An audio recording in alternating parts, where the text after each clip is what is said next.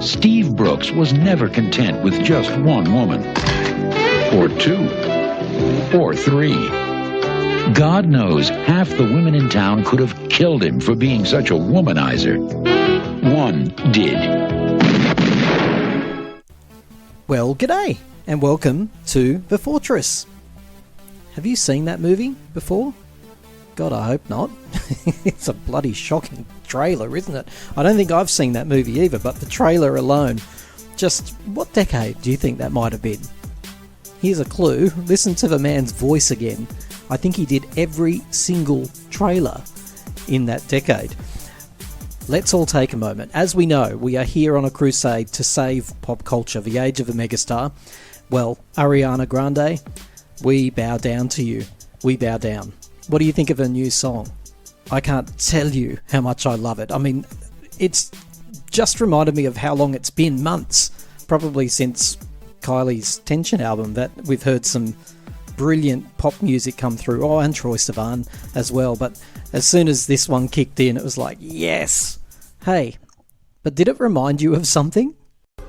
You may think I'm fooling for the foolish things I do.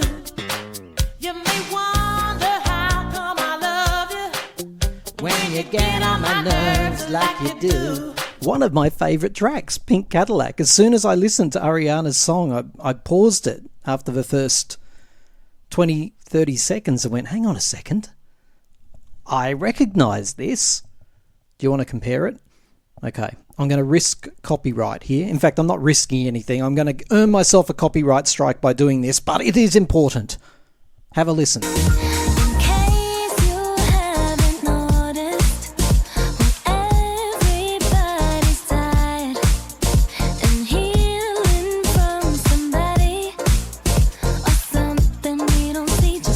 So what do you think? Can you hear the comparisons? Has anyone else made them? And then I was listening to that in the car and I decided I've got to see the video because Ariana makes fantastic videos, doesn't she? So back I came, straight to YouTube, put it on. What a wonderful video. But did that remind you of anything? Surely this one is just like, maybe the sound comparison is one of those, oh, they just sound alike type of deals. I mean, it has to be, otherwise they get in trouble for sampling and all of that, right? But with the video clip, that has to be a homage, doesn't it? To Cold Hearted by Paula Abdul. It has to be. And if it's not, it's outrageous. I haven't gone back and watched Cold Hearted, but I know that video very, very well. And Paula did it first.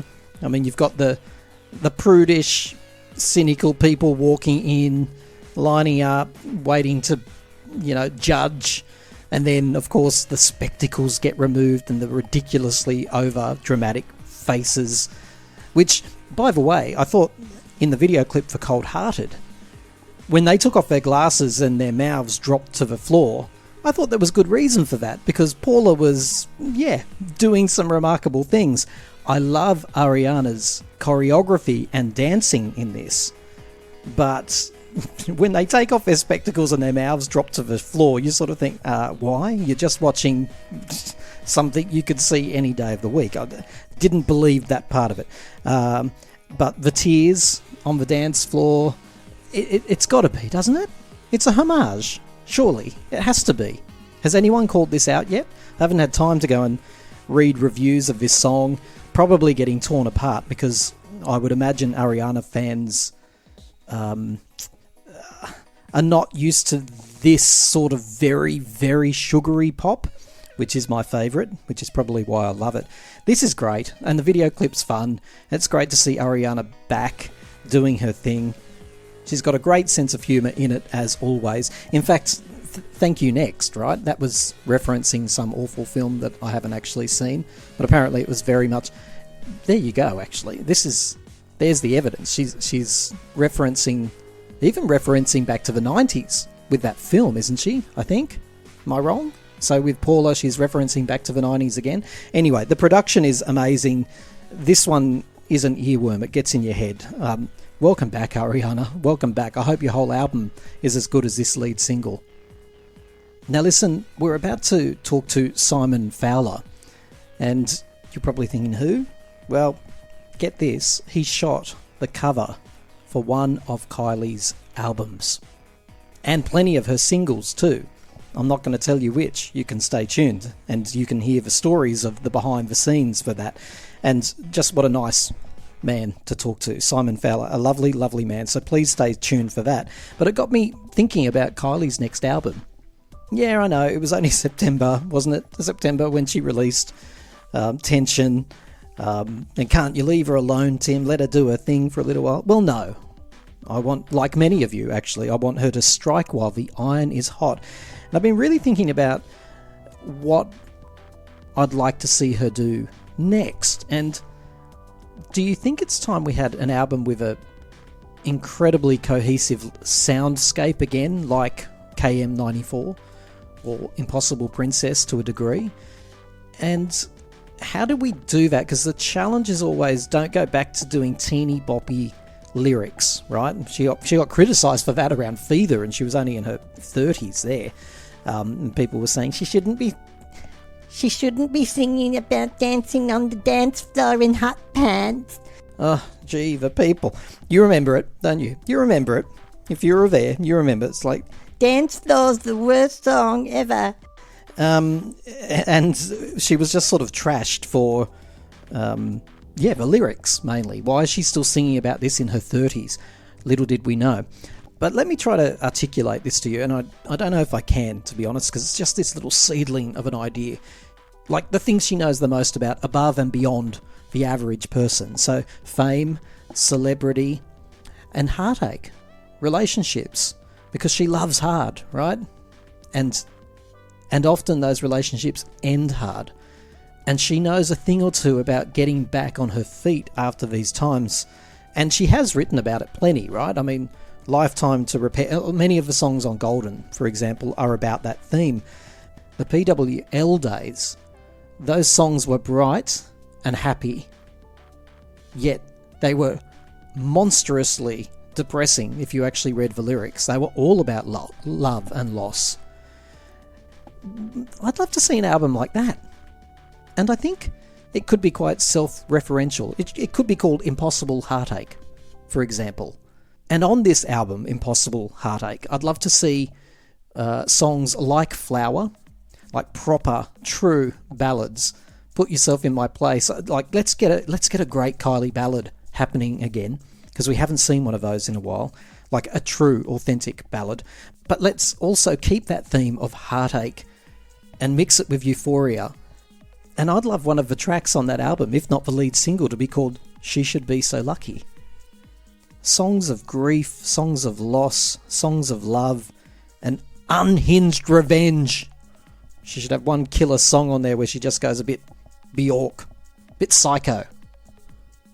Half the album about being dumped and the other half of the album about being the dumper.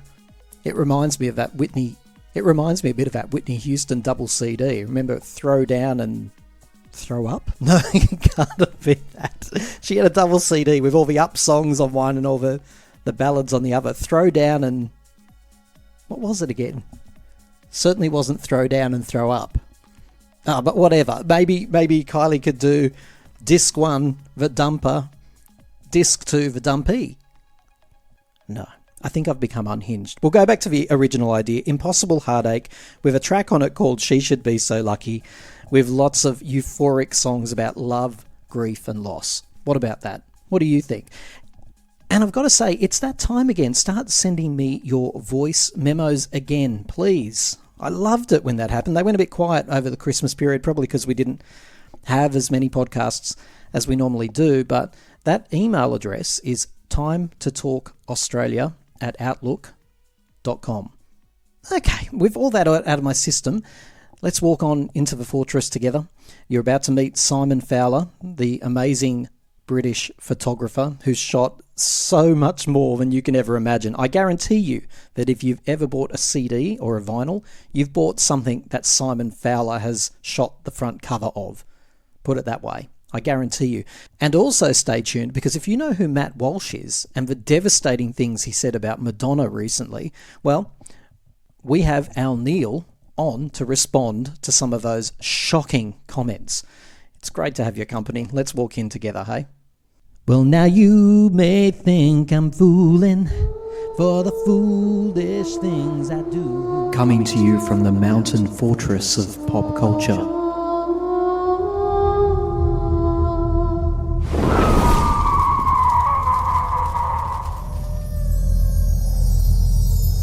You're listening to Time to Talk. We don't do crack. We don't do that. Your crack is whack.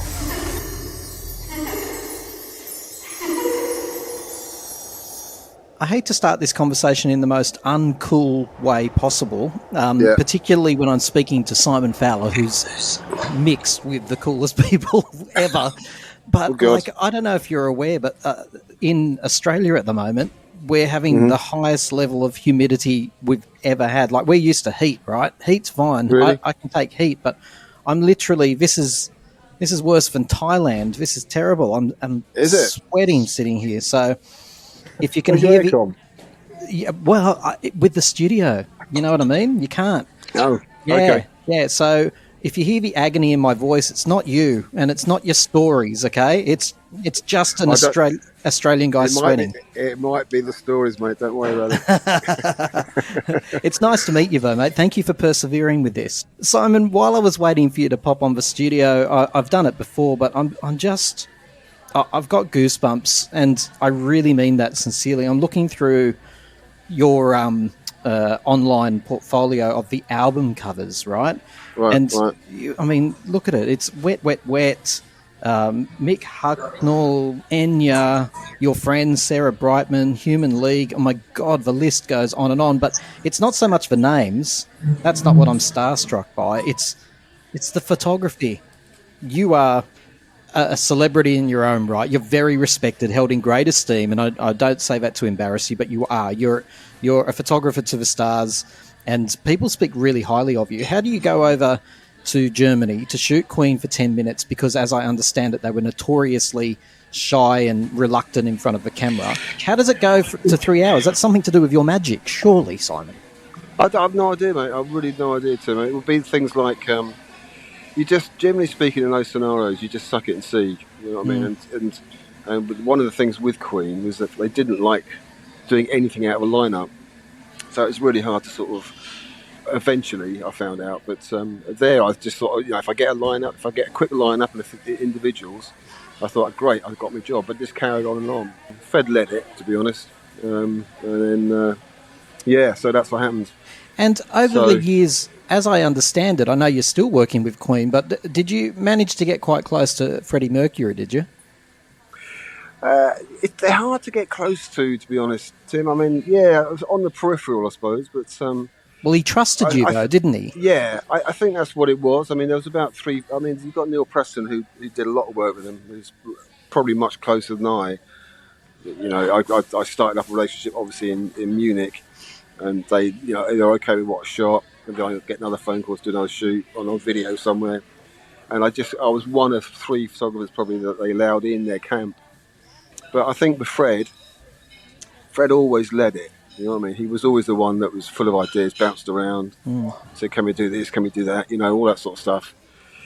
And the boys really kind of went with it. Although it's collective, you know, everybody had that massive respect for each other. But and they're, you know, the Queen. I mean, I was a guitarist.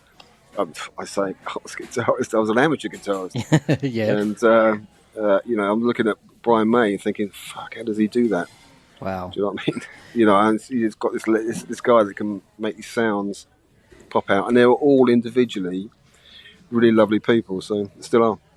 Well, apart from the ones that are gone. You certainly did photograph a lot of celebrities, you know, as they were just flourishing into their careers. That is 100% true. I can see that.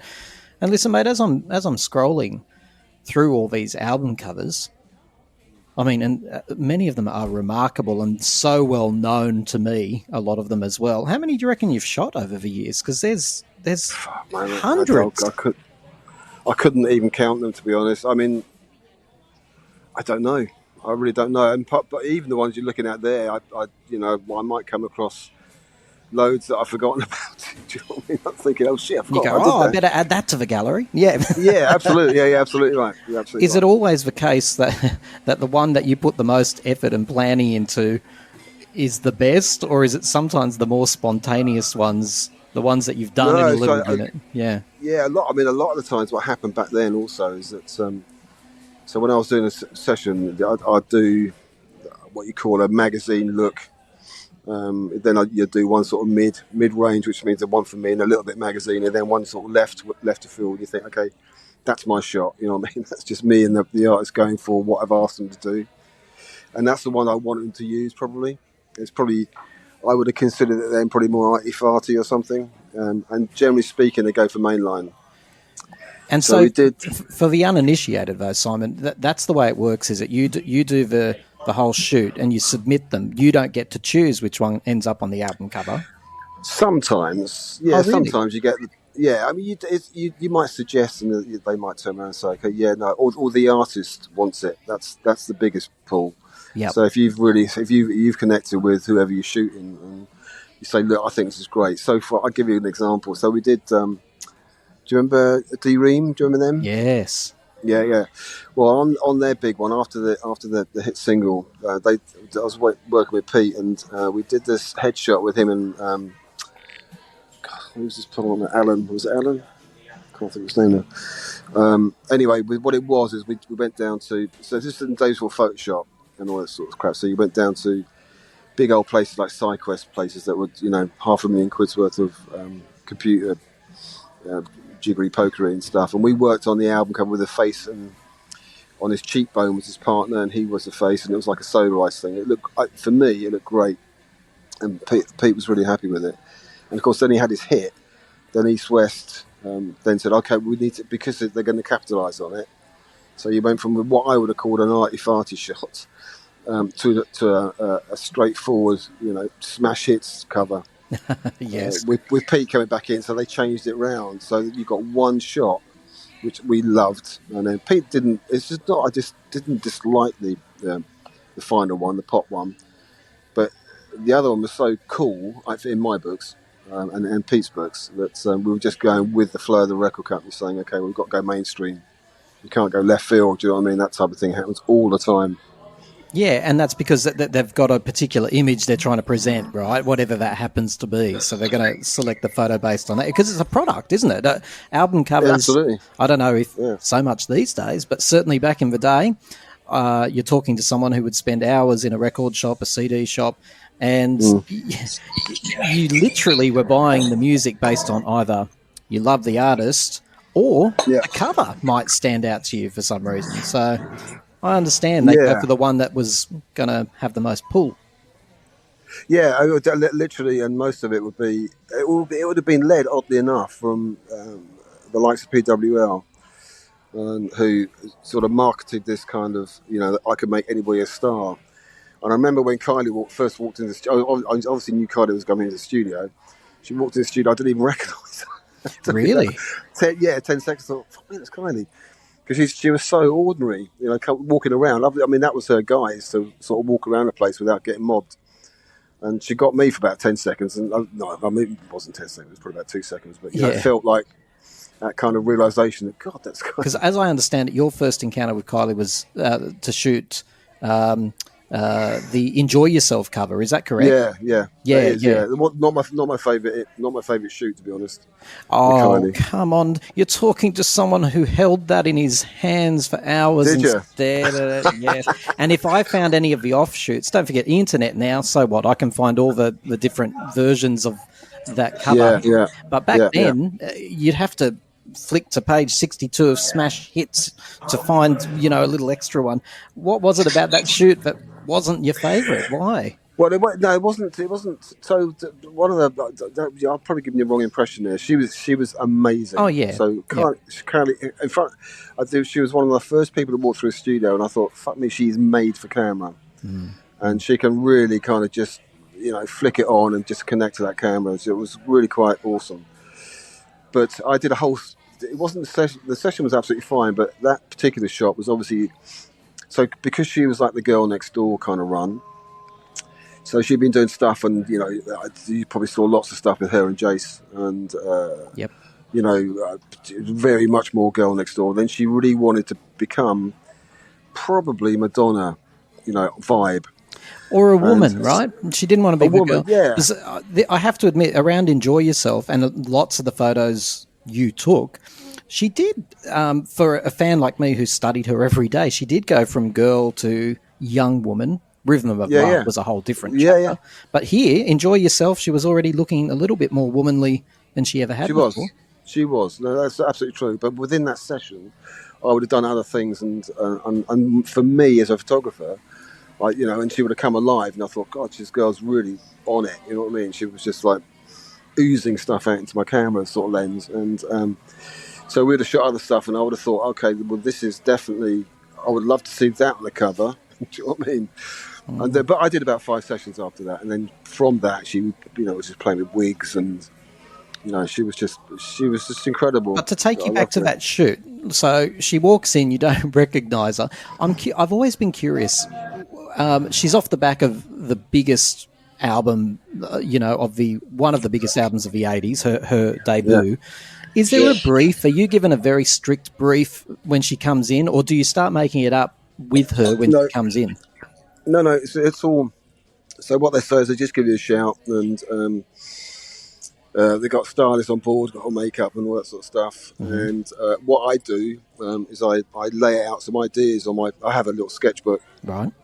I've got fucking hundreds of them. Sorry, Simon, on that sketchbook, I know I'm interrupting you, I apologise. On the sketchbook, that's are all you right. literally sketching out poses or just composition, or what are you sketching? Yeah, vague areas. So back in the day, unlike now, I do all my mood boards on, via, Pinterest and all that sort of stuff. And I've come across loads of my stuff on Pinterest that I don't put up there. And I just put in, okay, well, this is the flavour of what I like to do. But back in those days, it would just be literally a pencil drawing. I'd write down what sort of lights I'm going to use. It would be a starting point. I know the background I'm going to, work with. Know what sort of lighting setup I'm going to do, whether it's sort of tungsten or flash or bit of both stuff. So really kind of, it was just literally a starting point. That helped me because I knew I had a lot to do. And I I'd never fucked around too much. So I was pretty fast. And especially when someone like Kylie's in your lens, because she just offers it up. So once you've done one setup with her, you just blitz it because she's going to give you something every time she looks at camera or away from camera. Whatever she's doing, she's going to be looking great. And forgive my ignorance, but do you know when she comes in that that's the photo shoot for the album, or is it just a photo shoot and then they happen to go, oh, we like these, we'll choose one for the album? Did you know what it was for? Yeah, I did. I knew the first one because that was Right. done through PWL. After that was Terry Blamey, who went through her management company. And how long did you have her for this Enjoy Yourself shoot? Yeah, all day. Really? Wow. So there were lots of costume changes and stuff like that? Yeah, absolutely. Got hair moves. I mean, they were subtle in those days because but at that point, I suppose the wardrobes weren't that huge. But the second shoot was massively different. Because then she was changing to wigs and all that sort of stuff. And obviously, when you wig it up, I mean, you got, I don't know, got your hairstylist will be there for 2 hours. Yeah. Endless possibilities, right? Yeah, it goes on forever. Do you have vivid memories of that Enjoy Yourself shoot? Like when she put that hat on, for example, and do you know what she's coming out with each time, wardrobe wise? Yeah. You've got. So you walk in there. So again, we were shot over in Paddington, and I had a studio in Paddington for a while. Which was quite a cool little studio in the Muse studio, and we'd have a changing room and makeup area. So I just go in there. We have a chat with the stylist and just say, look, that looks pretty cool. This is the ones that she wants to wear, and you might jiggle it around a bit and say, well, we'll do that, and then we can mix it with this one. Do you know what I mean? You had that kind of run that was happening all the time, and some people like Kylie would always, absolutely jump into that sort of stuff. And you don't know her from a bar of soap, I'm assuming. Does it take a bit of a while to warm up and to earn that trust for her to get? I assume she gets quite playful because the photos seem playful to me. How long does it take to build that rapport with someone like Kylie?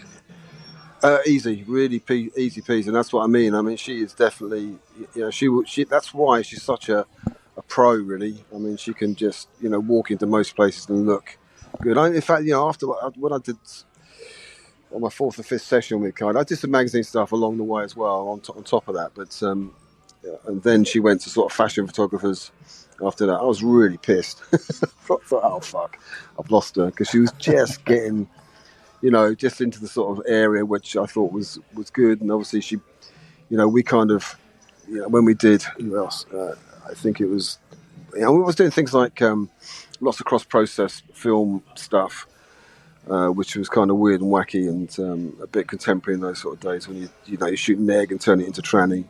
That type of thing. It'll give you some weird colours and all that sort of stuff was going on. And back in the day, you're talking film, so now it's always digital. But I'll be shooting 5 different camera setups. And like you say, a real natural. We hear that time and time again from different people who've worked with Kylie, that the connection between her and the camera is really strong. Can I just go back? You said before it wasn't your happiest shoot, and I know you were explaining that it wasn't Kylie. Is it the finished product? Maybe you wouldn't have chosen that one for the cover, for example? Yeah, that's exactly it. I mean, this is just because probably as a photographer, and I'm sure most photographers fall into this sort of area when.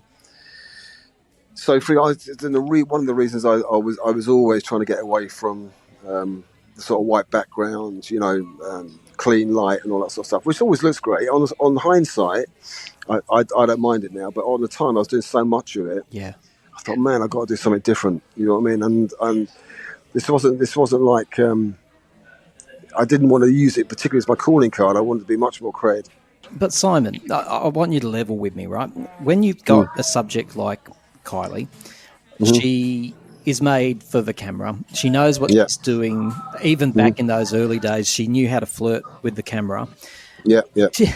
What do you do as a photographer when you get someone through who's, let's call it, not photogenic? They're a great musician, but most angles aren't so flattering. What do you do there? No, there's always an angle. There is always an angle. Yeah, really? Always. I mean, you might be limited, but there's, hey, I suppose that's when your knowledge comes into play, isn't it? You think, you've done so many different faces.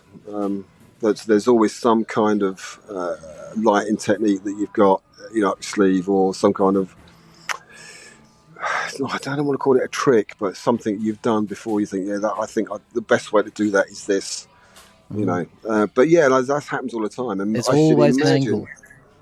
Always an angle for the photograph, and it really depends on the person in front. If they don't care what they look like, that's part of the problem gone. Right. Do you know what I mean? So they're just going to be as they are, and you're just going to make the shot nice. Okay.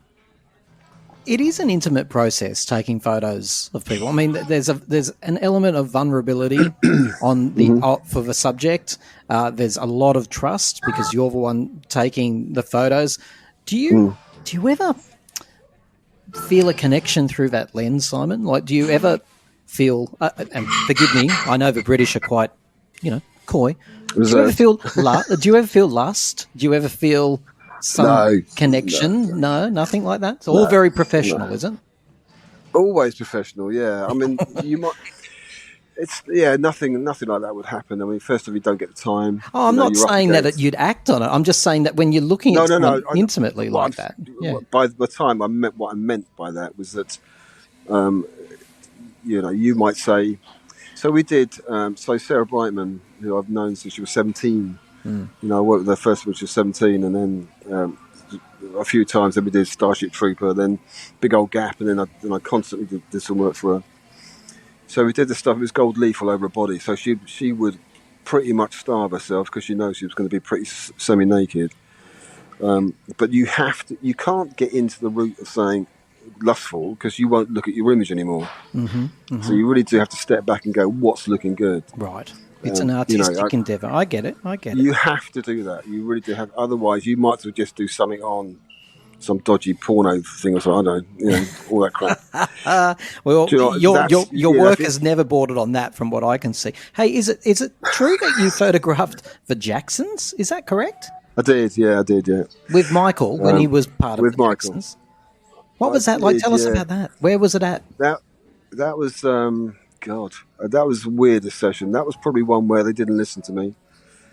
Yeah, so they'd come over. Michael was in his fucking old man's gear. I don't know what he was up to there, but and they wouldn't. And so, for example, I was just doing for CBS when they're on CBS as the Jacksons. It wasn't the Five. They were just called the Jacksons at that point. Right. And then I did a quick individual of Michael afterwards. But his dad was there, and he really ruined it. I mean, obviously Michael was very pissed off and didn't want to be there. Didn't dress up in razzmatazz or anything like that, which is what I wanted. And some of those pictures, I think, oh god, those shit. I really can't. I've put out one shot, which just represents a black and white, image of, which looks alright. I think but they weren't listening to me. What do you mean that Joseph ruined it? He was he overbearing? What was happening? Yeah, he ruined it for Michael because he couldn't stop talking to Michael, and then he didn't. Then he had to. But Michael wouldn't concentrate on camera. Some of my ideas were shit, to be honest. Back in those days, I was just grabbing that stuff. But I think there's a couple of lineups that we did. They would have used probably because it would have been the Jacksons, and magazines won't care what they get, and obviously the PRs they don't care. They know what the Jacksons are like. Yep. But on the evening news when they did some TV after that, they were all razzmatazzed up, and I thought, for fuck's sake, this is meant to be a PR shot. You might as well just do. Why didn't you dress up like that? And what was Michael like? It sounded like he was a bit sulky, and he was definitely so with us, but I think that was his dad doing it. Right. So there was some energy happening before they walked in, by the sound of it, right? Yeah, probably. Yeah. And I worked with I think it's Tito, isn't it? I think one of the band members. Yep.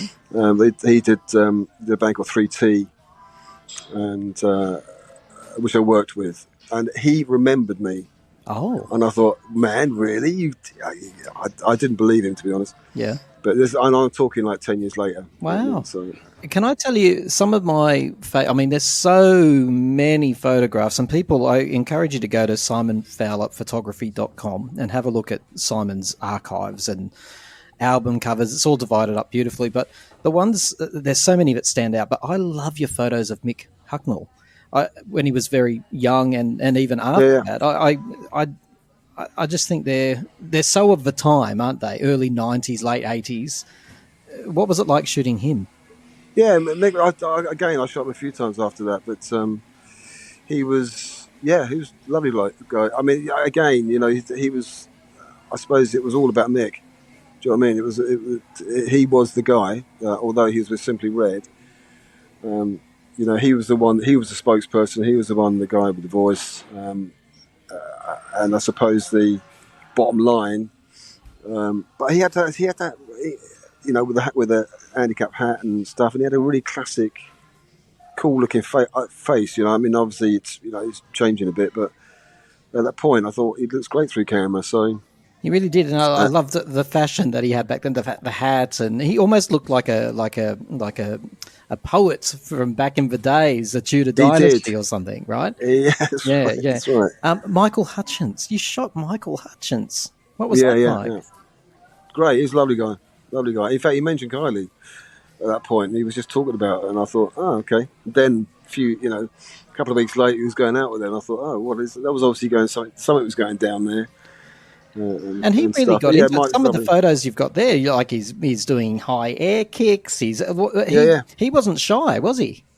He was never shy. No. He was. That was incredibly sad. What happened to Mike? And I suppose I don't know if it's a funny thing in the sort of rock and roll world, isn't it? I mean, it can be very self-indulgent sometimes. You can get lost into certain areas, I suppose, and that happened a lot, didn't it? I think it's worth reminding people that at one point you were I think it's called principal photographer for Smash Hits magazine at the peak of its popularity, and I was getting my hands on Smash Hits here in Australia, which would have opened the door to. I mean, look, I can see you've done photo shoots with Bros, certainly Marky Mark, as he was known back then, Mark Wahlberg. Yeah. I mean, there wouldn't have been many you missed along the way for Smash Hits, right?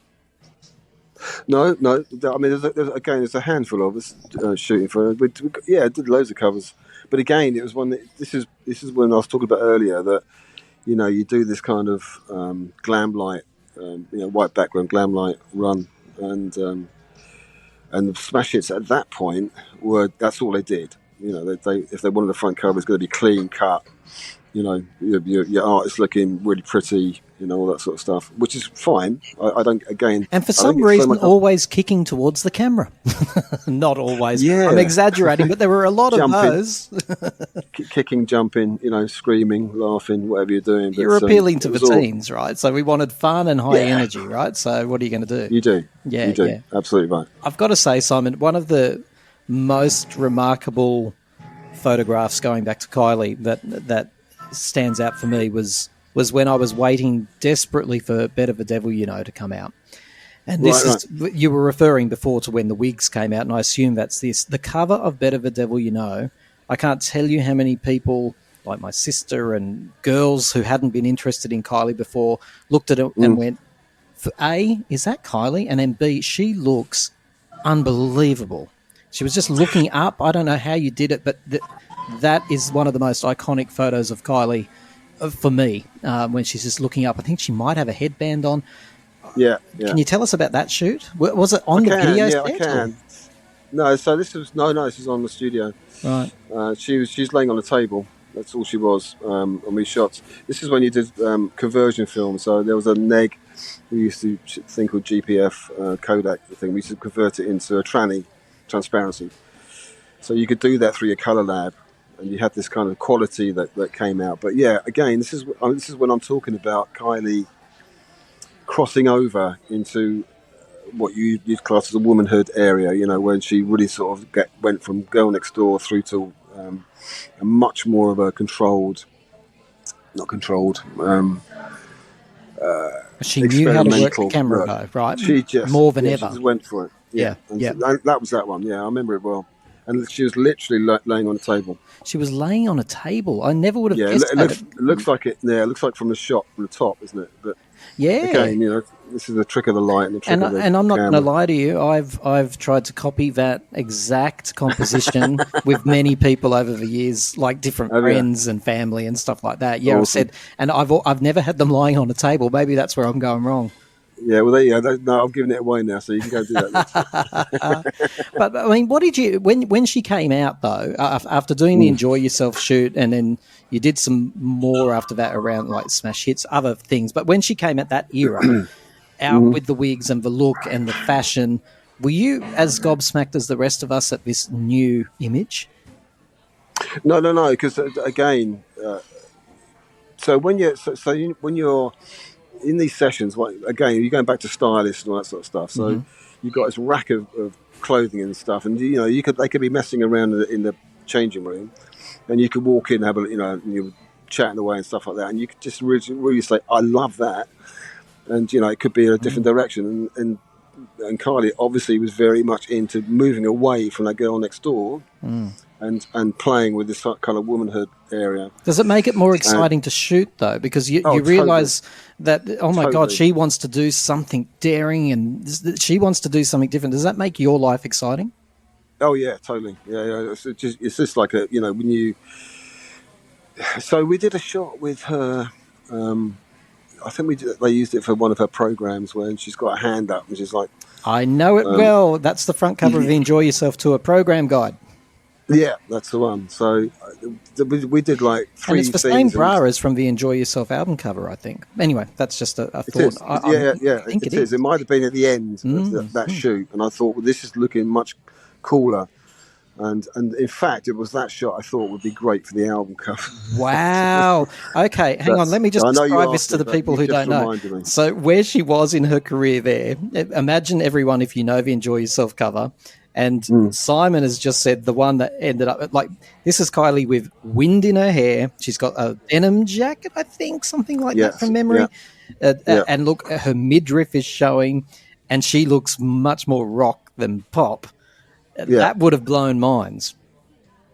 I think it would, but they just play safe. I mean, that's what happens to record companies. Yeah, that's Tell me about this. Do you ever listen to the album before you're shooting the album cover? Because didn't get the privy on that one. Can I just explain why? With Enjoy Yourself, that I love the image you're talking about, but it would not have matched the music. It's not rock and roll. It was pure bubblegum. Pure. Yeah, You know what I mean? Yeah.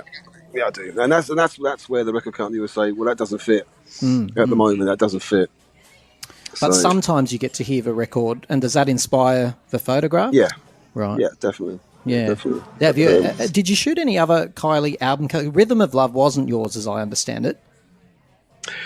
No, I think I did. I mean, there's lots of single bags and stuff like that. Yes. Or single covers, but Never Too Late was yours, I think, Yeah. which is where she's in Again- cowboy stuff.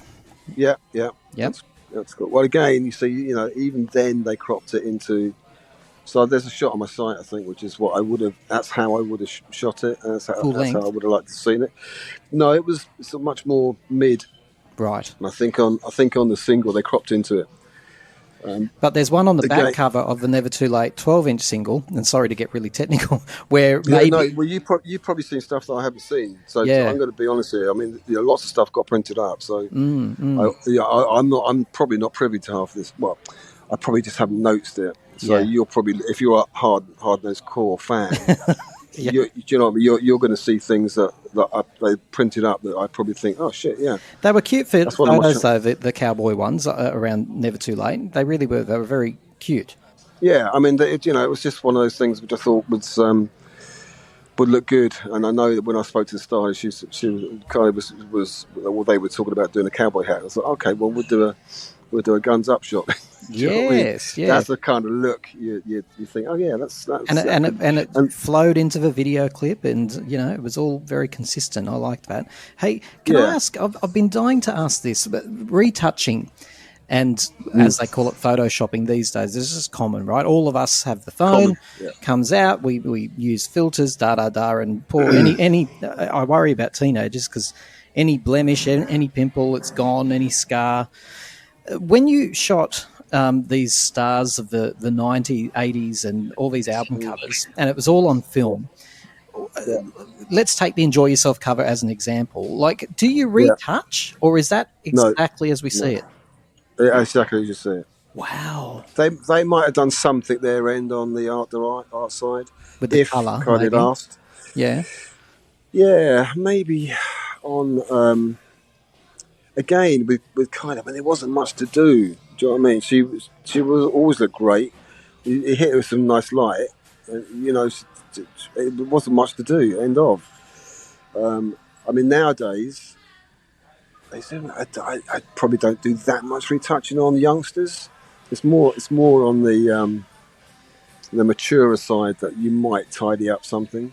Right. But that's a difference now, because on digital, of course. So back in the day, again, go back to film, you had a particular quality on film that you can't get on digital. You can cheat it on digital. So I went to there was a lot of time, probably back in about 98, 2000, and people saying, "Are you going to shoot digital? Can we do digital?" Because the other thing, of course, about digital at that point was it was much cheaper.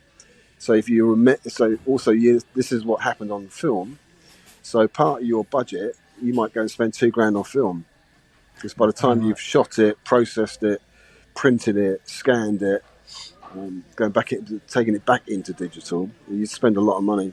And so digital came along, of course, didn't have any of that. It's just the image. But the difference was, of course, is that nowadays, I mean, they're so revealing, the digital side. It's like shooting 5.4. Well, actually, it's not like shooting 5.4, but there's something about it that shows every little detail. So my camera I use now is giving me 175 meg files. So can I just simplify that for people? Are you saying that the cameras now are so high res that they're very unforgiving on the subject? They reveal. It's not that they're unforgiving. They reveal everything. So, but that can be a problem, surely, right? Yeah, totally. Most people don't want to reveal everything. No, and I had that problem. I had that problem a few times. So I had to explain to people that. So the process in film was that you got to 80% of what the image is going to look like. If you want to take it further, that you're going into different areas on side quests and all that sort of shit. But if you were doing digital now, it's a starting point. So you're saying, all right, I've got to go back in. I've got to give you the examples of what the end result will look like. So I'd go down, break it down, contrast it up.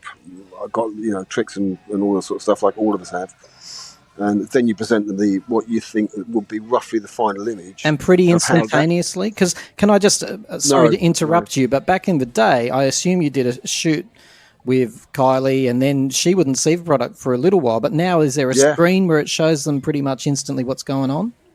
Yeah, well, if you're doing, you're doing Capture One or something like that. I mean, that was the other thing that I really had to get to grips with is that when you did card, whether you're doing card or tether, from the digital side, straight into the computer, then you get whole people looking at the computer, and people stop and start you. You wouldn't like that, would you, as a photographer? I hated it. I would hate that. I do photo shoots very casually and amateurish now, and people go, "Oh, can you show me?" Like they'll stand there, they'll do 3 or 4, and they go, "Can I have a look at those?" And it's like, no, just this is not right. I don't like it. I will go away and do my thing, and I'll present you with good ones. But they become more a part of that shoot. So you must have hated it when stars were looking at themselves instantly, surely. Yeah, well, initially I did. But so on the tether, I didn't. So now I tether all the time. Right. And I've got used to the fact that, and what I can do on tether, you can say, look, this is going to be. So it's a bit like shooting Polaroid. Back in the day, we shot Polaroid as a starting point, and you set it up, you get your Polaroid back. Gives them the idea, right? Yeah. Gives them a rough feel. In fact, you can't. The other thing, of course, back in the days, you couldn't beat Polaroid. Polaroid had such a beautiful look. Your photos are unbelievable. I don't say that to embarrass you, but you just capture something with these stars that's... I can see the ones that are really commercial, but you also do some candid ones too. Debbie Harry, for example, comes to mind. You've got some amazing shots of her. Are there any modern celebrities that you'd love to work with these days? Oh, yeah, probably. Oh, God. Who'd I like to work with? Like, have you ever done the Taylor Swifts? Have you ever done the Dua Lipa? People like that? Yeah, I mean, Dua Lipa would be gorgeous. I mean, she looks fantastic. I mean, she's got a hell of a face. But again, all these people are just kind of, they're wrapped up in their own little bubbles, and, they have their own teamwork. So you probably never get involved in them. And is photography as important to a celebrity's career these days as it was, do you think? Yeah, I think so. Yeah. The reason I ask is because an album cover, like when you pull out a vinyl, that photography hits you right in the face. It's an experience. I mean, it's a framed piece of work. Whereas on Spotify and streaming, you can see it as a little square on your phone. Who cares, right? I mean, you can admire it for 5 seconds. So that's why I was curious if musicians in particular cared as much about photography. Yeah, I was. I mean, initially, that's what I wanted. That's the reason why I got into it. I thought I wanted to do album covers, 12-inch prints of your work. And then it went into CD, and the difference with the CD, of course, is that according to the artist, you might get 12 images printed up onto CD. So that's a calling card as well. But and then everybody still wants to do vinyl. They want to do their limited edition vinyl, and you can't beat it. To be honest, even now, you can't beat it. It all still looks pretty cool. And when you get your vinyl up, hold it, isn't it too? Right, something to hold. I love it. Yeah, it was like a ritual, wasn't it? It sure was. And the smell of the printing, I love those days. I used to put them in the plastic sleeves to preserve them. All of that sad stuff. Did you ever shoot Madonna? No. Did you want to? Well, how come you missed Madonna? She was of that era. Came to the UK plenty. Always in front of the camera. How did you miss Madonna? I don't know. I don't know. I just missed her. What would you have done with it, do you think? Have you got an idea what you might have done? Yeah, I would have probably done... Would I have done similar things as to what you're looking at? Feasibly, it depends. So if it would have been, if I had done a Smash Hits cover, it would have been a Smash Hits cover, and I would have probably then got really pissed, because I would have thought, oh, God, I need to get her in somewhere, do you know what I mean? Just really sort of, like a different location or something, which is going to look great. She did a lot of that sort of stuff. But I would say, it's a bit like, trying to think. I mean, Boy George is not Madonna by any means, but, George he was a fascinating guy, George, and you probably would have got the same sort of result from Madonna as I would have got from George in What front was of it like camera. working with Boy George? I must say, I love my celebrities. He really bothers me. His statements in the press, he really. I love his music. I love his talent. But I'm telling you, like, He's he unpredictable. strikes me as someone very, very rude and not in a playful way. Like, he was having a go at Janet Jackson the other day. He had a go at Madonna the other day. They all apparently ignored him backstage. And I mean, he's got this don't you know who I am kind of attitude about him to me. What was he like to work with? I mean, he's into his image and he plays in front of the camera. He is definitely can be rude, but not. I never found him. We did a boy catalogue once through Vivienne Westwood stuff. And in fact, it's on my selling site. It's just him holding up a boy badge in front of his eye. Right. Yes, I've seen that photo. Yep. Yeah, I mean, But did he turn up late? Was he demanding? no, he wasn't demanding anything, nothing like that. No, it will be what pops out of his mouth. Do you know Right. what I mean? So, and again, you'd have to sometimes just take it with a pinch of salt. Otherwise you wouldn't shoot it, would you? Do you know what I mean? It wouldn't go anywhere. Well, what would And happen? it Can was- I ask if you didn't like the person on the other side of the camera, does that affect the photography? Can do. Do. Again, like I said, but very few people would be Sure. too hard work. You know what I mean? They were there for that reason. They're not going to not want to look good. We were doing going back to Kylie quickly. Yeah. We were at a Smash Hits event, and one of their sort of Smash Hits awards things, and I went down and they said, "Can you go? Would you try and get Kylie to come in here and do quick shots?" So I popped down to say hello, and she was with I don't know what boyfriend it was at that point, a model or something like What that. year was it? God, Then I can tell you. No, it was a blue background shot we did in a red dress. Oh, that was 94. That was Put Yourself in My Place. Right. Right. Okay. I'll try to work out Yeah. who that was. So you went down and you're trying to ask her to come Yeah, so I up. said, it popped down for 10 minutes, and it was only 10 minutes. And we did that shot, which I was really happy with. But the guy who was nodding to her, that's enough. And he took her away, and I thought, and I got very close to getting stroppy then. Really? Thinking, for fuck's sake, mate. Yeah, Was he only tall? because it wasn't. Yeah, he was. Yeah, that might have been a photographer, Was that Stefan Sedano? I think No, his I've no name is. idea. Well, have you No ever idea. heard of him? He shot all her Impossible Princess, and they were together for quite a while. He's French. Oh, is he? Yeah, if he's French, yeah, that sounds right. But Sounds about right. Okay, maybe he didn't. Maybe he was jealous that you were a well-known photographer. Who knows? I don't put those things in front of me. Yep. But what I do put in front of me is the fact that if you agree to turn up, and she was looking at him, and for a bit of guidance, and she was turning it on, and it was great in front of camera. She knew who I was, wasn't a problem there. If he hadn't have been there, we would have got more. Right. Definitely got more stuff out of it. And I remember going away. I remember him, doing something and putting it away. And I said to the picture it. I can't repeat what I said probably on here, but No, yes, you can. What did you say? yeah, I just said, "What a cunt." And, do you know what I mean? And that would really piss me off as a London boy. I probably said a few more things as well, but I bet. When was the last time you shot Kylie? that probably was it. Actually, that probably was 94. Right. 94 / 95. Yeah. Yeah. Wow. Okay. And you've seen images of her recently. She's having a resurgence, right? Would you love? Yeah. Would you love to work with her again? Love to, yeah. Yeah. I have nothing but fond memories of her. Everyone says she's lovely to work with and professional. Is that fair? Yeah, that sums her up. Yeah, her sister was like it as well. Yeah, Danny was the same. Yeah, because you they're shot a obviously- Danny Greatest Hits. You shot an album cover for her, didn't you?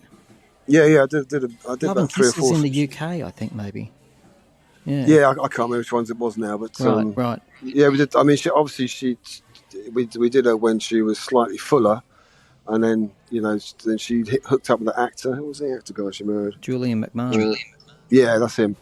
He popped in, and we did a shoot with him and her, and she'd she'd gone on some kind of radical diet somewhere, and slimmed down a lot, and actually started to look very much like Kylie by that point. Obviously, a sister, so they all do, but Amazing. So you've had some adventures, Simon. I have, yeah, I know. What a life you've had. I mean, what kind of life has it been? It's been amazing. It's been absolutely incredible. I've got. It's a funny one, isn't it? Because what you get wrapped up into what you're doing, and until someone talks about it and reminds you, like right now, you're making me go back into my memory banks, which there's a lot of stuff there I've got to pull out. But I'll do a couple of books at some point, I think. And well, what do they say, Simon? They say if you can find.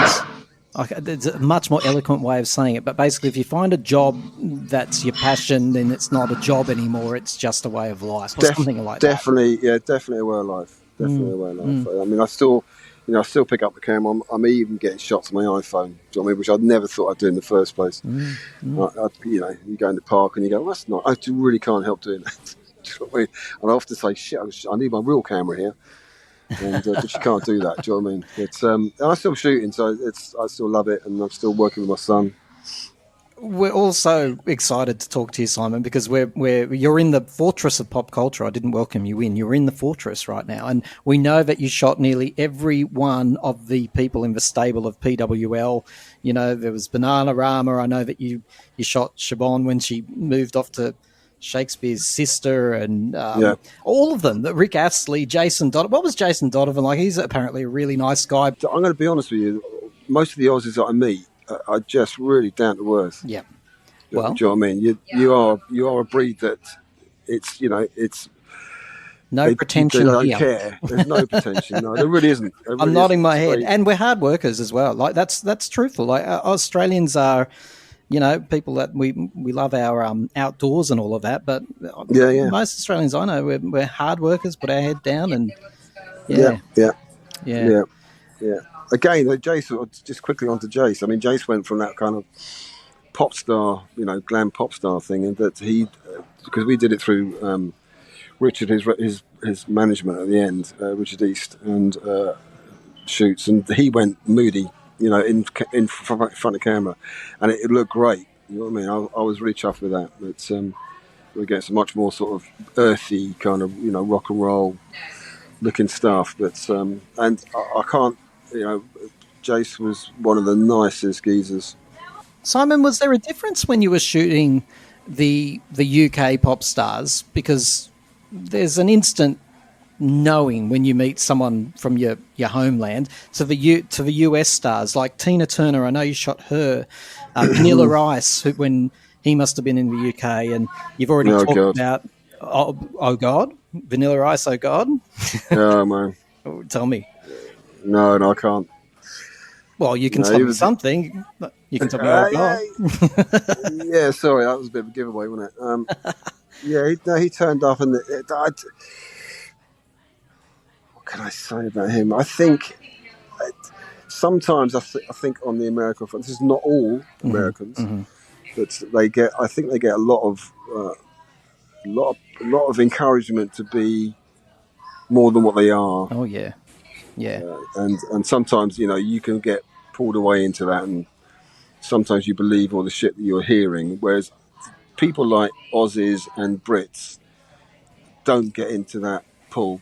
In Australia, like if you look at Kylie, Jason, even Michael Hutchence, there's a separation. You know that there's your profession where you put on that persona, and it's a job actually, even though it's a fun job and it's a remarkable job, you're still you can separate. Whereas the US stars, I noticed that they seem to feel like they need to become that person, and they lose who they are. And certainly Vanilla Ice, from interviews and stuff I saw around the time, he sort of seemed to think that character he was him.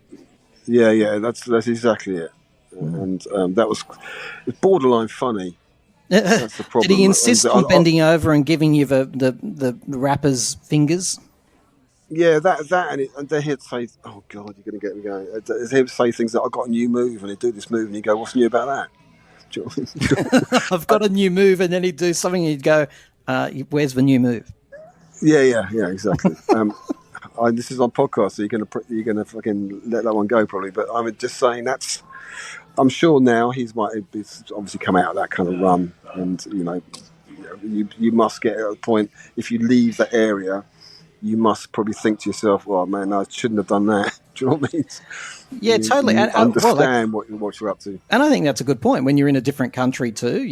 All of that. And look, negotiating fame. To be fair to all of the people that might lose themselves for a moment, negotiating fame is not something I've had to do, on any grand scale. But I imagine it would be bloody hard to not believe all of that Totally. admiration. It must be hard. I tell you what, there's a little thing that reminds me. I do a lot of work with Hal Jones, who's you obviously know, and we were doing a shoot down in Wales with H. We were doing a calendar and all his merch stuff, and we pulled into a petrol station. We're on like a Winnebago thing, which held all the lights, makeup artists, all the clothes, and that sort of stuff. But obviously, he has to get petrol, and we walked in to get a coffee, and he walked into a record shop, and I would say within 1 minute, you probably had about 30 people just around him, and then he legged it back to the, he was signing stuff on the way back. By the time he got back to the bus, there must have been 50 people. I didn't think there was 50 people in his place. Wow. I mean, and that's how weird it is sometimes. When you just got to say, oh my God, that's Howard. Someone obviously said that's Howard. And they just came out of the woodwork. It was just like the weirdest fucking thing. I couldn't keep up with him. Listen, Simon, it's been an absolute pleasure talking to you. I hope you've had plenty of coffee while you've been talking to us.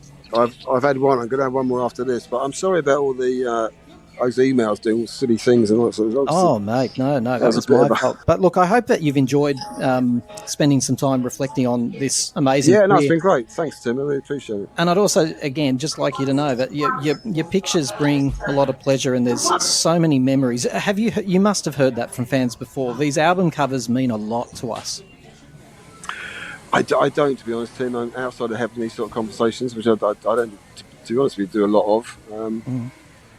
So I'm, chuffed that gets that kind of acknowledgement. That's always great. It's always good to hear. Yeah, well, I do. I really want you to know they're they're pieces of art that are absolutely they're part of my history. A lot of those album covers that I can see on your site. Awesome. They really are. So thank you so much, Simon, and you have a fantastic day. And you, mate. So what time is it in Aussie? What is it, 10 or 11 or something? Are you late? Yeah? Whenever I listen to Tim and his panel of guests, my toes begin to curl, and I feel just the right amount of tingling all over my aching body. Now, let's get back to the show.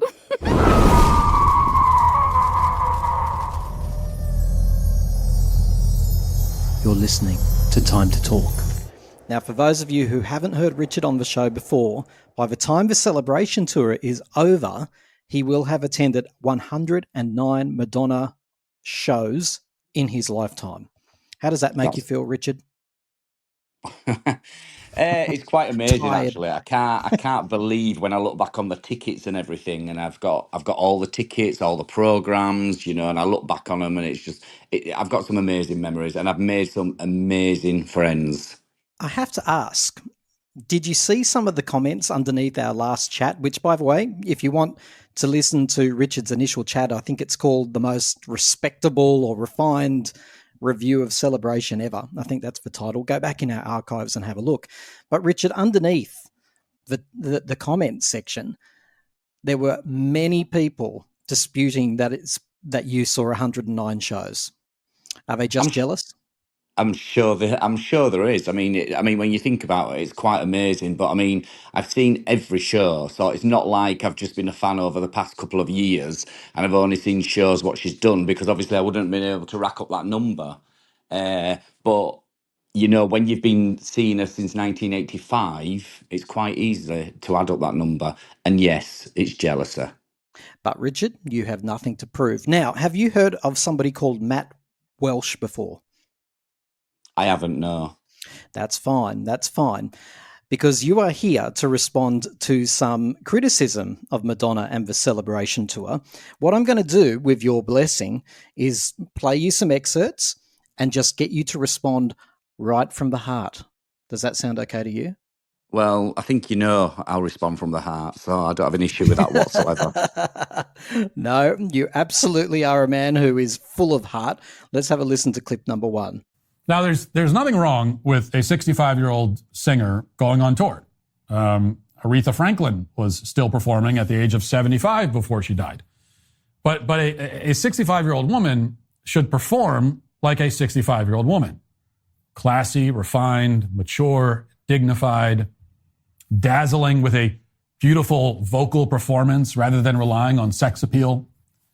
The problem, though, is that Madonna can't sing and she can't write good music, and she wouldn't know classiness and refinement if it fell out of the sky and landed on her head, which means that the people who buy tickets for the Celebration tour, and for the life of me, I can't understand why anyone would, are in for an incredibly cringy display. And however cringy you think it might be, I assure you that it's even worse than that. Richard, this is a gentleman by the name of Matt Welsh. He's one of those sort of commentators around sort of the era of Jordan Peterson and Shapiro. I actually quite like the man usually, but when I saw this clip, I thought I have to get a fan to respond. What do you make of what he said? Well, first of all, I know why I've never heard of him now, because why would I want anyone so trashy in my life? That's the first thing.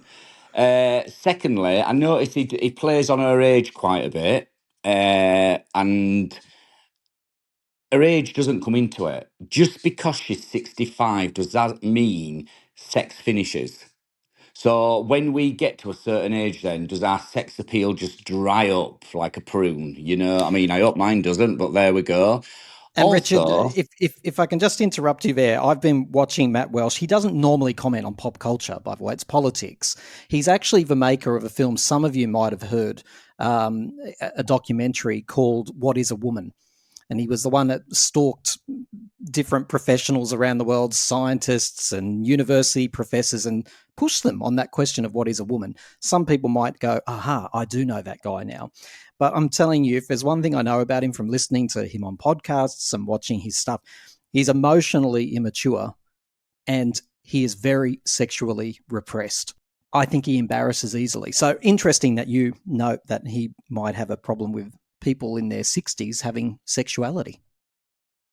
well, it definitely came across in that clip there. And I mean, the other thing is, she's not the only woman doing it. Look at Cher. You know, you've got Cher out there, and an outfit what I just saw just last night when I was actually watching some clips, and she was there, and like her breasts were out. Good for Cher. Why not? You know, I like to think anybody can embrace what they've got. You know, she's you're paying for a ticket for a show. You know, Madonna. Anyone who's going to that show, if they're expecting to go and see a Katy Perry show, you're in for a shock. Can I play you clip number 2? You can play me clip number 2. Brace yourself. And for those who are blessed to only be listening to the audio podcast and were therefore spared the visuals, I will just tell you that Madonna appears to be wrapped in aluminum foil while she clings onto a support rail and gyrates clumsily to techno music. And, you know, it's kind of like if you brought your elderly aunt to a rave and she got way more into it than you expected.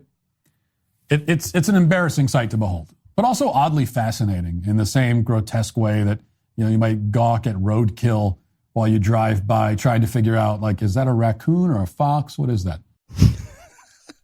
I shouldn't laugh, Richard. I'm a big Madonna fan, but it's just so over the top. I now know who this gent is. I've actually heard about this. And what he seems to forget to mention there is, yes, she is holding on to a bar. Not all the way through, but when she's leaning out of a box that is like 20, 30 foot above the audience and she's dancing, she's not in aluminum foil. She's actually dressed in a cat suit.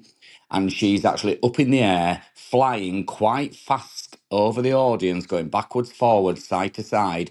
And she holds onto the bar a couple of times when she leans really forward. If she didn't hold onto the bar, she would fall. So of course she's going to hold on to the bar. It's This not a is Ray of support Light, bar. isn't it? Is that what she's singing at the time? It I think is. it's Ray of Light. It's Ray of Light is talking Yeah. about, and she's Yeah. she's dancing and she's up above the audience. And as she leans, it's the only time she holds onto it is when she leans forward, and she leans forward to the audience, looking down at them and singing, and she holds on to the support bar. Why And wouldn't it's you? one of the best parts of the tour. Like I haven't been to the tour, but I've seen the clips. By the way, there's a rumor she's bringing it to Australia. Almost lost my breath when I read that about a week ago. So hopefully she does. But I've seen the clips, and this is a really awesome part of the tour. It is, and do you know, it's one of the most euphoric parts of the show. The audience goes mental. Nobody's that bothered. She's holding onto a bar and leaning out. It's the music, the dancers on the stage. She's above us, flying left, right, backwards, forwards. And it's real. It's real showmanship Does she or look like a drunken showwomanship. art at a family reunion? Why wouldn't she? I love a drunken aunt at a family reunion. They're the best ones.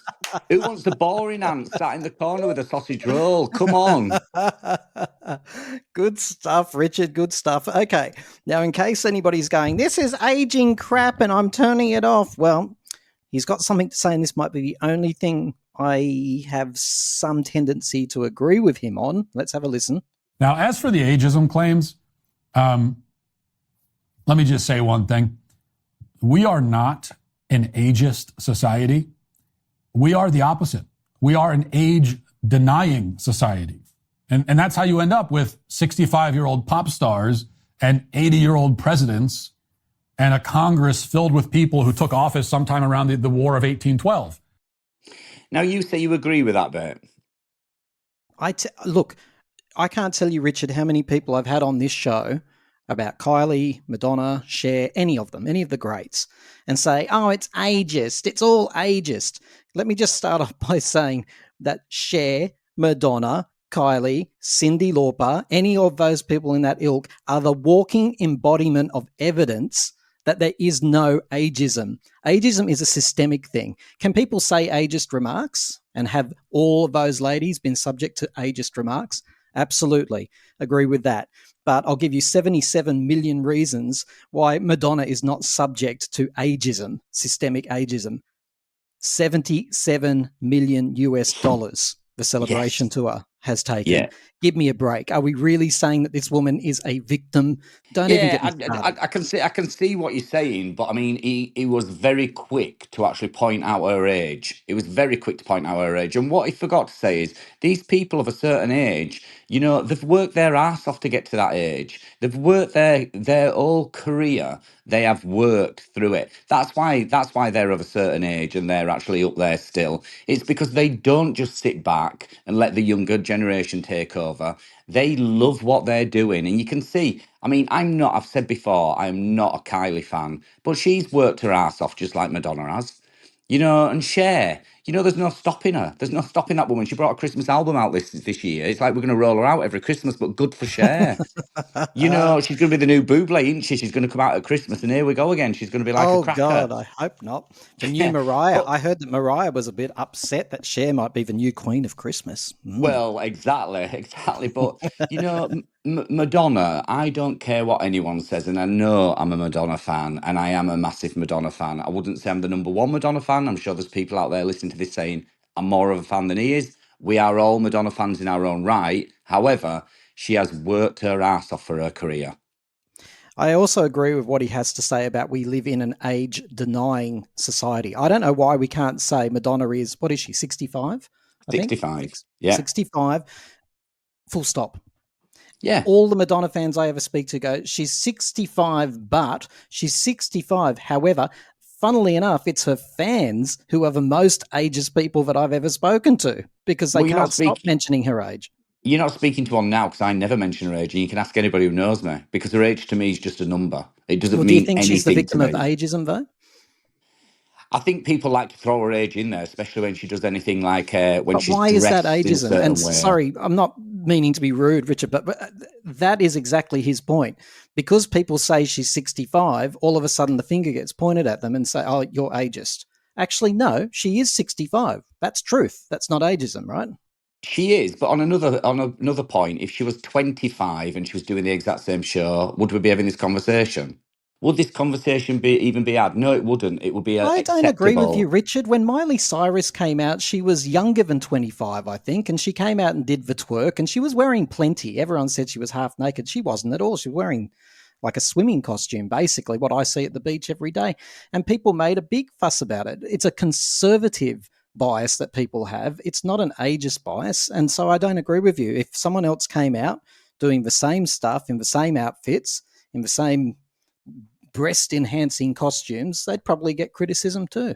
It's a certain person who comes out and says all this, though, isn't it? It They're not is. very I agree with that. open-minded. They're very closed-minded. It's like they're the Like Matt people who Welsh. like they're the people. Yeah, they're the people who think sex should be behind closed doors.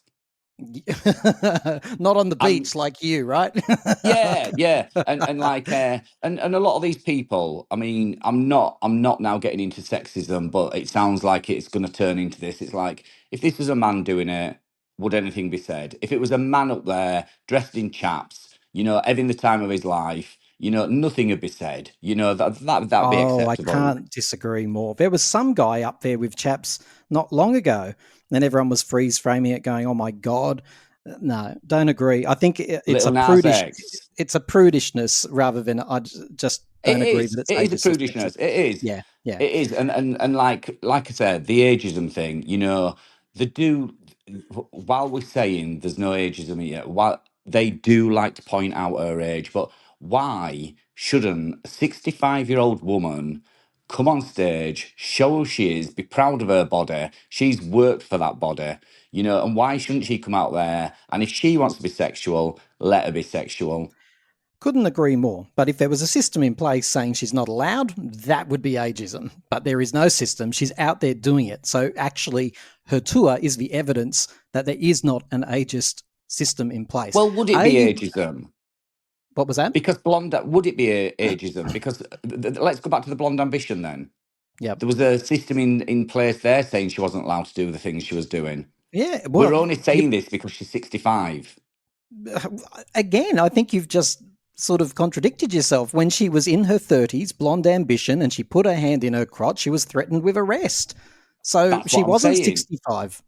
No, that's what I'm saying. I'm saying what I'm actually saying there is people are saying now because she's of a certain age she shouldn't be doing this. And you just sort of said there, there is if there was something in place, some sort of laws or something. Well, there was back then. She wasn't allowed to do that, but she still did it because Madonna puts her finger up to everybody. And as she ends the show, she says, "Bitch, I'm Madonna," and that's what she's telling you. Well, No matter Madonna was. what age she is, she will do what she wants. And no matter what age she has been, she's always been criticised for this. It didn't suddenly kick into place because she was in her 60s. People are definitely looking to her and thinking, where are the boundaries here? And I think that's a great thing that she's got us thinking. Now, Richard, are you brave enough to listen to one last clip? Yes, go on. Give it to me. Madonna she is too old to be gyrating on stage in a skin-tight aluminum leotard. And we can argue about whether anyone of any age should be behaving that way, but there's no question that for her, at her age, she looks pathetic and clumsy and ridiculous. And it's not that a 65-year-old woman can't be beautiful. No, a 65-year-old woman can be beautiful, but a beautiful 65-year-old woman is a 65-year-old woman who knows that she is 65 and embraces the fact. Beauty and truth go hand in hand. But when you are not honest with yourself and the world about who you are, you end up looking not beautiful, but weird and grotesque. I got to say, Richard, that one does border on an ageist comment. Again, Do you not know, I was systemic just going to ageism. jump in there. I was Yeah. just going to say to you, you agreed with his last comment and you said he's not been ageist, but on this one. But I'd like to just go back to what he actually said. So what he's saying is a 65-year-old woman shouldn't be proud of herself, shouldn't be sexual, and he's saying she shouldn't show the world how she feels about herself. That to me what he's saying. I don't care whether it's Madonna or any 65-year-old woman. Why shouldn't they express themselves? Madonna reference there. Why shouldn't they be who they want to be? It's crazy to think just because she's of a certain age, she should not show her sexuality and who she is and who she feels she is. Yeah, I've got to say, he seems to have a very predetermined view about what a beautiful 65-year-old should look like. And I can almost guarantee you in his head, he's got he's got a photograph of what that is. And anyone who deviates from that isn't beautiful or is tragic or grotesque, I think he said, didn't he? Can I just say this? He has every right to be disgusted by the celebration tour and Madonna and the way she presents herself, as much as she has the right to present herself how the hell she wants. I totally agree with you. He has got a right. He's got a right to do it, but he knows he's going to get a backlash, and that's what he's done it for. He's got some headlines, hasn't there? I mean, because as soon as you played me that second clip, I knew exactly who he was. So Yeah. You he's think he got, he's might have got. been baiting us all, do you think? Oh, we're talking about him now. Hmm.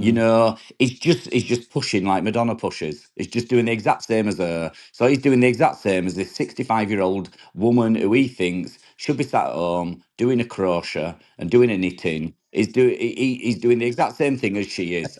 He might not be doing it in a sexual way because I'm sure he wouldn't be able to. Because I'm sure it's lights off and under the covers for him. However, she's quite open about it. So maybe he needs to just take out the knitting needles and crack on. I have no doubt that Matt Welsh is baiting for views, but Richard, let's be honest with each other. In my world, I have had, it's a very common view, I'm not going to lie. People who know that I like Madonna and pop stars, plenty of them have said to me, "Oh my God, she's tragic. Tim, she's tragic." They see a picture in the paper of the celebration tour, maybe one of those lace costumes where her breasts are very prominent and out. And look, is Matt really saying anything that most people aren't thinking? Look how many people at the show. Look at how she's sold out. It's like he might be saying what some people are thinking. But these people who are thinking this, that's their opinion. I'm sure some of them who the straight guys out there, when they get to 65, I'm sure they would love their wives to look like that and to dress like that. I'm sure they would. And if they wouldn't, there's something very wrong with them as well. Why, after all these years, should she come on in jeans and a sweatshirt and sing? I would be gutted. I would, if I turned up at a Madonna show and it was like she was there just as a normal 65-year-old lady, I I would be blown away. I mean, yeah, it might make more headlines than what this is making, actually. It might. But I mean, like, the Chers, the Kylies, the Madonnas, they will always dress like they're dressing because it is part of their DNA. It's who they are. Why should they be suppressed because a few people are upset by it? The truth is, Richard, when I watch the celebration tour clips, and I've seen them all, I actually think she's rather demure. I know Madonna probably better than the average Joe in the street, right? And I Mhm. actually think, considering how outrageous I thought she might be, I think she's covering up quite a lot for most of the show. Get She more wasn't out, like is what I say. there you go. I agree with you, but I mean, it's like she's done it to the best of her ability, and she's done it, I think, with dignity. I don't think there's anything wrong with the tour. I've seen her in worse. We've all seen the sex book, you know, uh, which is still doing the rounds. It's still It's out there. beautiful. It's Yep, beautiful. it is. I love The artistic side of that is absolutely amazing. And I it. mean, like, they've just done the show on it, haven't they? So it's like Mm. people out there celebrating what she's doing and what she's done. I mean, like, you look back at when she started and she first came out in a lace and a corsets and stuff, and it were like, she's freed women, really. She's freed women, and she's freed the pop industry as well. And also for men and women, she's moved forward, she's moved boundaries. And like I said to you before, you know, she's put a lot of things in that have been game changing, that have been the blueprint for people going forward. And we can't not sort of mention all this and not mention Cher. You look at Cher's outfits and stuff. She's been an advocate as well for, like, I will do what I want, and women, and I'm singing Cher's praises here, and anyone will tell you I'm not a Cher fan either. But I mean, I think to myself, anyone like her, I don't look at them and think disgusting or anything. I think good on them. You do what you want to do. It's a world. It's a sad world out there at the moment, and we've got sad people pulling other people down because they want to be who they want to be, and they're making millions of people happy. So good for her. Couldn't have said it better, Richard. Yeah, she needs. At least Matt didn't go as far as saying she needs to be cancelled and she needs to stop and all of that sort of stuff, because that's where my line's drawn. I don't care if someone's offended. Plenty of people are. Plenty of people wouldn't do that themselves. But she gets the right to be who she is, and the people that understand Madonna know that that actually is who she is. She loves being a brat, and she will never stop. Final comment, Richard. What is your direct message to Matt Welsh if he was listening to this? Right, Matt. Get yourself a woman who's going to turn the light on and give you the best fucking ride of your life, because then you might realise just why Madonna is Madonna. And Matt, if you're listening, I actually really respect you. I really do. But I really wouldn't be surprised if you have sex with your wife through a hole in a sheet, because you are absolutely terrified of sex. And Madonna could actually enlighten you there, because she did for all of us. She can do the She same for you. definitely did, and she still is. And she still is. Richard, thank you so much. You're welcome. Anytime. You know where I am.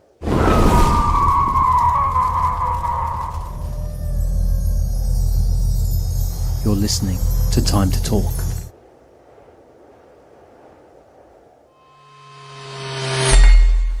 Hi team, hi listeners. This is Kim from Finland.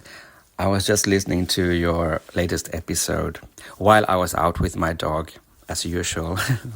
Then I came home and I had to listen to it again because I was laughing so hard, because it's so fun to talk about something else than pop music. So let's talk about politics, ageism and sex. I actually have this blog since 2005 with the slogan Personal Pop and Politics, because that's what I like to talk about. kimdacosta.com. It's in Swedish, but anyway, because I am part of this Swedish-speaking minority of this country. Anyway, you were talking about Matt Walsh, and it was so funny, because I always thought that he was a bit bitter, because I've been following him for probably a couple of years, and quite often I agree with him, but sometimes he takes it a little bit too far, and then I get a bit pissed off.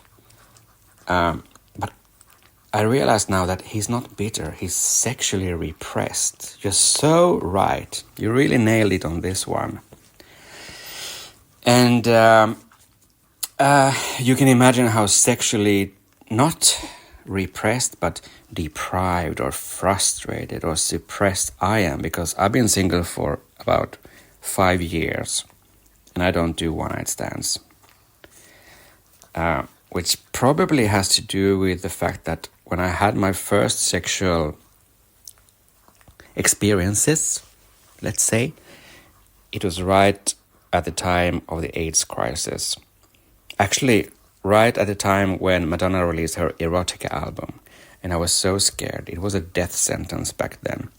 So I got stuck in this mindset. Plus, I'm a romantic, but I'm a very horny bastard.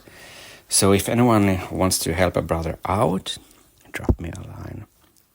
You can imagine how frustrated I am after 5-something years, so I'll give you the fucking ride of your life. Anyway, then you were talking about ageism and this age-denying society. It was a very, very interesting concept that I haven't really thought about.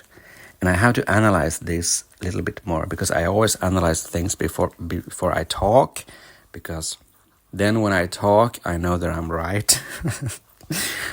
I sort of agree with it, but also because I just turned 49 on New Year's Eve, 40-fucking-9, which is unbelievable. I look like 35, but I understand, or I experience that if I, for instance, if I am in contact with someone, let's say a doctor, or I'm applying for a new job, and they don't meet me, they just see my age, and they treat me differently. But then when they meet me, they see that I'm not this old man, grandpa. and then they treat me in another way. So I think it's a very interesting concept, and I have to analyze this a little bit more. Then you were talking about that Madonna is more covered up on her recent tour, and I agree with that, and I think it's fabulous because I never understood this skin exposing obsession. Well, maybe I should just shut the fuck up because I'm obviously a homosexual man, but imagine the most beautiful, sexy woman ever in the history of mankind, Marilyn Monroe. You know these classic pictures when she's wearing white or beige pants and a black jumper. She doesn't expose any skin and she's so damn hot. Although I'm gay, I obviously appreciate a woman's beauty, and I know beauty and sexiness when I see it. I just don't get excited. And I actually think quite a lot of men, straight men, agree with me. I may be wrong, but for instance, my best friend, Jenny Wikström, she's a voluptuous woman, slightly younger than me, but whenever we are somewhere in public, just walking down the street, these men are turning their heads, probably both their heads, if you know what I mean, and she never shows any skin or cleavage. She's just so damn sexy. Even if we go to a gay bar, she's the one they try to pick up, not me, which is weird. I don't understand. There's nothing wrong with me. I'm not even ugly. I don't have muscles or anything, but I don't know. So, oh, and yes, the documentary, What is a Woman, by Matt Walsh, it's so fabulous. You can find it online if you do a little bit of searching. It's so bizarre that we live in a world where people can't even answer the question, what is a woman? It's so weird. Anyway, I think that's it. Thank you again for a great podcast. Bye from Kim from Finland. And as always, thank you, Kim from Finland, for for sending us a voice message, which everyone can do. Time to talk Australia@outlook.com. Let us know what you're thinking. And Kim, I hope you're keeping warm. I read in the news the other day that you're experiencing some record temperatures. Minus 40 degrees Celsius? Come on. It's not even possible, is it? Does that mean if you walk outside, you're instantly turned into a beautiful crystal ice block? I mean, surely. In fact, I've always wanted to do this. I'm not from a cold climate. Take a pot of boiling water, Kim, out to your balcony or front door and just toss it in the air. Apparently, it has quite an effect, according to the internet. It has been a pleasure talking to all of you during this podcast. Thank you so much for listening. And as I say, I'd love to hear from you. What would you like to talk about? Have you got a favourite artist that you'd like to raise attention about? Have you got something to say about our Madonna, our Kylie? And most importantly, I am looking desperately for Michael Jackson fans. If you'd like to come on and talk about his innocence, how fans feel about his legacy all these years since he passed away in 2009, I believe it was, then I would love to hear from you. I'm finding it incredibly difficult. Michael Jackson fans, you're so suspicious. So suspicious. Thank you for listening, everybody, and I'm looking forward to talking to you again sometime soon. Stay safe.